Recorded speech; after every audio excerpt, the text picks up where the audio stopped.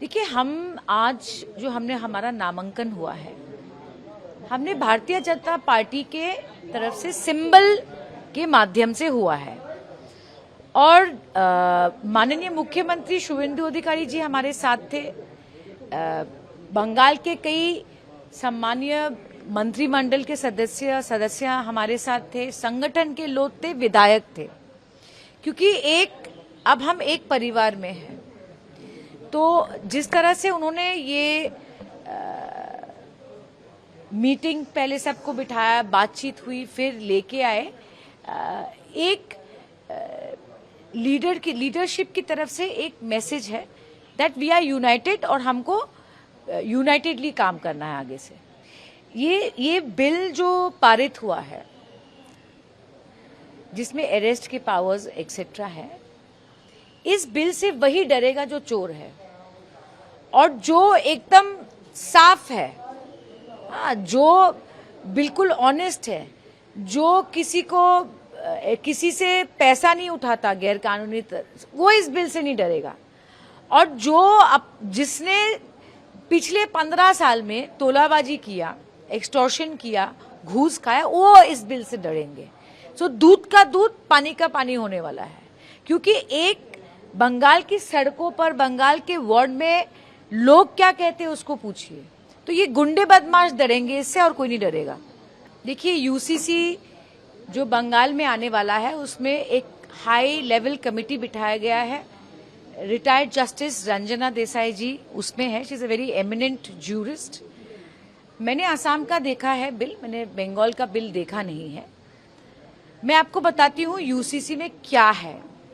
जो लोग सोच रहे हैं कि ये यूसीसी क्या है, पहले तो वो सुन ले कि आर्टिकल 44 संविधान में यूसीसी का प्रावधान है। दूसरी बात, आसाम की मैं बात कर रही हूं कि वहां पे क्या लिखा है, अगर लड़की 18 साल से नीचे है और लड़का 21 साल से नीचे है, वो शादी नहीं कर सकते। आप एक शादी से ज्यादा नहीं कर सकते। अगर आपकी धर्मपत्नी है, उसके साथ आप दूसरी धर्मपत्नी नहीं ला सकते। अगर पिता का देहांत हो तो उसकी बेटी हो या बेटा हो, दोनों को एक अधिकार मिलेगा, इनहेरिटेंस।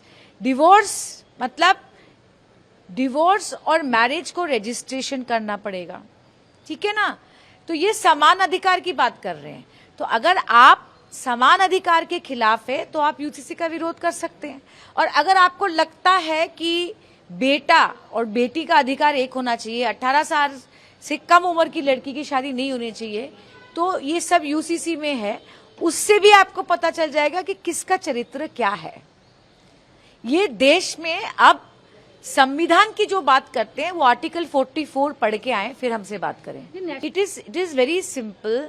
अगर नेशनल सिक्योरिटी को सामने रखकर काम करना है, ये एक रिलीजियस न्यूट्रल विजन है।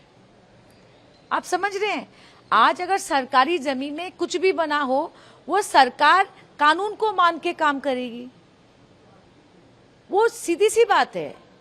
अब जो लोग इसको इशू करेंगे, आपने जो उदाहरण दिया एयरपोर्ट का, वेस्ट बंगाल का, जो लोग इसको इशू करेंगे, क्योंकि वो वोट बैंक पॉलिटिक्स कर रहे हैं। आज बंगाल का हर इंसान ये मानता है कि कलकत्ता में एक और एयरपोर्ट होना चाहिए। अगर कोई नेता सोचता है कि मैं इनोसेंट हूं, अगर किसी नेता को लगता है कि उन्होंने कोई दोष नहीं किया है, उनको सबमिट करना चाहिए। उनको जो भी इन्वेस्टिगेशन एजेंसी कहती है, उनको साफ तरीके से जवाब देना चाहिए। अगर आप इनोसेंट है, आप छूट जाएंगे, क्या है।